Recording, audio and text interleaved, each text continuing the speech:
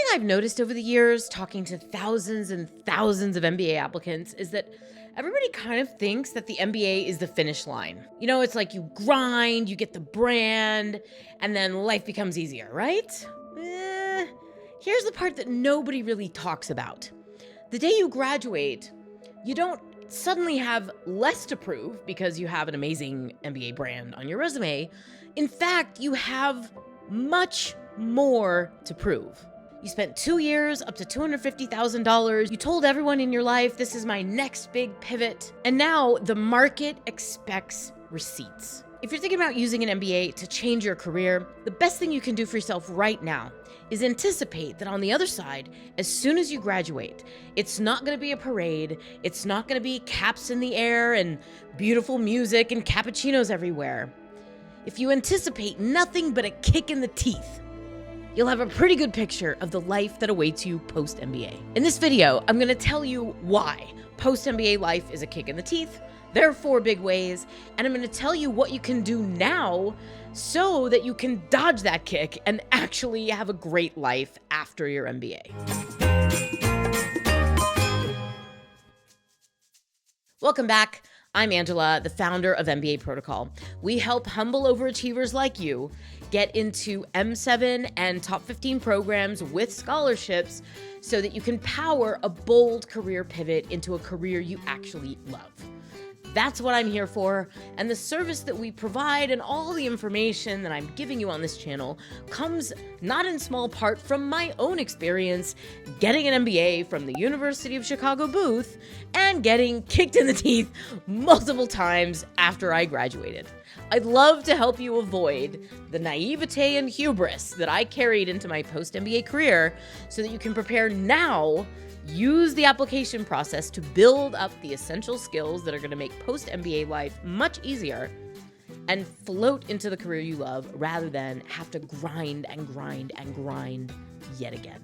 So coming up in this video, the 4 kicks in the teeth you can expect post-MBA, why they hit especially harder for career pivoters, and how to design your MBA and soft skill profile before you apply so that you can graduate with proof, not panic attacks. Stay till the end. I'll give you a quick 5-minute diagnosis so that you can decide whether you're entering the MBA journey with eyes wide open or if you're living in Delulu land.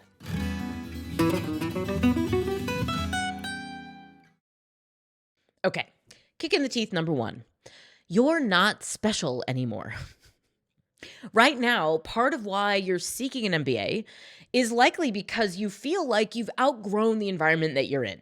You're more ambitious, you're more competent, you're more capable, you're more driven than the people around you. You've established yourself as a star performer in one way or another. You have a spike, you have an identity. You might be the star at your firm or the most interesting person in your social circle. But when you get to business school in MBA recruiting, you're surrounded by hundreds of people who also went to amazing schools, got amazing grades, built amazing careers pre-MBA, and have big pivot stories for their future. You are one of many. And the MBA has become the baseline, not the differentiator. You're only competing with the people who got in to this challenging program that you've been admitted to. You're competing with the best of the best for your next job. So if your plan is to let the degree signal to the market that you're serious, that's the first kick in the teeth, because all the other people who have that same signal are now your competitors. So the market is asking, cool. Okay, so what is it that you're actually bringing to the table? What can you do that's different from others? And what can you do now that's different from what you did before? At the end, I'm going to tell you how to think about these things now and integrate them into your MBA application plan. Second kick in the teeth post-MBA, the bill comes due. Most MBA loans accrue during your MBA, but you don't have to start paying them off until after you graduate. So you've taken out debt or used your savings. You've pressed pause on your earnings. You're gonna feel the pressure that you have to land a certain kind of job with a certain compensation level in a certain place with a certain salary fast. This pressure makes people do all kinds of self-sabotaging things, like grabbing the first offer that looks prestigious, even though it's not aligned. Panic recruiting into the herd path, even though you swore you wouldn't do management consulting. Or go right back into the function and industry that you came from, even though you got an MBA to make a big change. If you don't design a realistic plan up front, you leave yourself vulnerable to panic recruiting when the bill comes due. Kick in the teeth number 3. Your pivot is not guaranteed. Let's imagine that you do get the dream job that you want. There's a 4th kick in the teeth that's waiting for you in that scenario that I'm going to get to in just a minute. But before we can get to that, you have to get the job that you actually want coming out of business school. And something that most people don't understand about career services and the machinery that helps you get your next job coming out of your MBA program is that their incentive is to send you right back to where you came from. Because if you're coming from a financial analytical role, their best bet is to send you to the financial analytical roles that are being recruited for on their campus. You're an appealing candidate for those roles. You're strong. You're likely to get it. It gets you off their books as someone who didn't get a job when they graduated. There's going to be a ton of pressure for you to go right back where you came from, post-MBA. For many of you, that will entirely squander the whole purpose of getting an MBA in the first place. The MBA does not promise an industry switch, a function switch, a geography switch, or even a certain level of compensation. If you want to get those things for yourself, you have to architect the plan that's going to allow you to achieve it before you get to campus. At MBA Protocol, we believe you need to architect that plan while you're applying. It's a big part of our entire coaching process. We're trying to do the work now to help you avoid graduating and being half pivoted and still completely confused about your future. And now, the 4th kick in the teeth. And this is something that almost no one talks about. No matter where you end up post-MBA, you're going to be thrown into leadership before you're ready. Regardless of what your industry background is or where you're coming from, and especially if you've made an industry or function pivot, you're going to be one of the least experienced people in the room and also one of the most expensive. Because MBA hires are expensive. Post-MBA, you're suddenly the one giving advice to experienced professionals, owning work streams, or managing and influencing people who've been in the industry longer than you have. On paper, you're the shiny new hire. But on paper, you're also a huge line item in the P&L. That combo means that you actually have more to prove in the first year or two after your MBA than any of your colleagues or peers will have. No one is paying that salary just to get more slides, especially not today when ChatGPT can create brilliant slides with almost no human intervention. So here's the real gap. The difference between surviving and thriving in that challenging post-MBA world and face planting is not how smart you are. It's not the name of the school you get into. It's not the brands on your resume.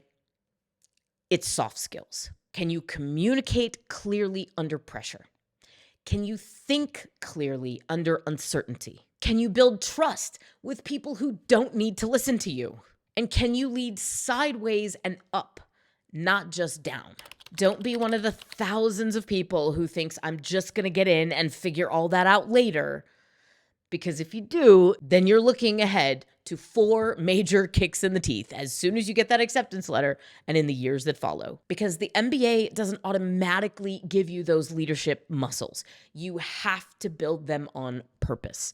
Self-awareness, communication skills, and relationship building skills are the core foundation of any successful post-MBA trajectory. That is why the MBA protocol process focuses on building those skills through the application itself. The application is your training ground to build these skills that you will carry into your MBA and beyond, so that when the pressure is on, when the bill comes due, and when people are expecting you to communicate, think, and build relationships like a professional, you are ready to do so. If you want to work with us on that inspiring and meaningful journey, just request a call at the link on the screen. Another way you can start investing in yourself and your soft skills right now is to join the MBA Momentum Club. It's entirely free. Here's the link. It gives you access to some of our very best resources, our community, and even me directly, so that as you're building out your MBA application, your professional profile, and your soft skills, you're not alone. You're not drowning in a sea of Reddit threads. You're on a path that is helping you construct the pivot that you want to achieve post-MBA, architect that plan, and execute the journey with the right advice and skills to help you navigate not just MBA admissions, but post-MBA success. I know it's not the best news to hear that the path you're on is sending you directly into the path of a foot that's gonna kick you in the mouth. I know there's a lot of bad news insights in this video, but I hope you find this helpful so that as you approach your future, you can do so with clarity and with the right process instead of just flinging in an application and hoping that your future is going to work out. If you found this useful, I'd really love it if you would put a thumbs up on this video, share it with someone who needs to hear it, leave me a comment if you found it helpful, and I'll see you in the next video. I've got lots more advice to help you navigate MBA admissions and the rest of your career. If you like this video, check out this other truth bomb video where I talk about why you probably don't even need an MBA in the first place, so that you can convince yourself that you do before you proceed down this long journey to build your career through business school.